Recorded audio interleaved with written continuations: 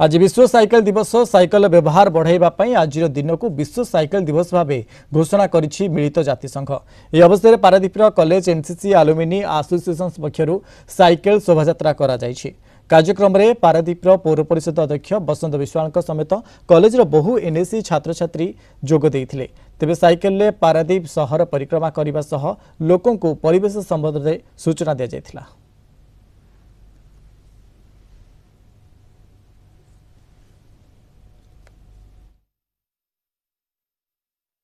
आज आम विश्व साइकेल दिवस उपलक्षे साइकेल रैली करुचु।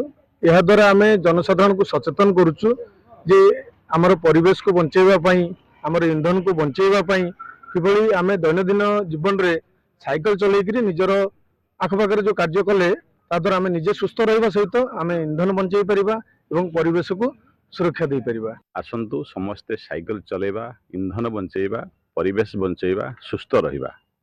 ए जो घड़ी मुहूर्त देश बा आम चलीचे ये समय ईंधन बचाइबा सहित सुस्थ रहिबा सबुठ बड़ आवश्यकता अच्छी। क्लाइमेट चेंज परिवेश जहाँ सुस्थता रहिबा।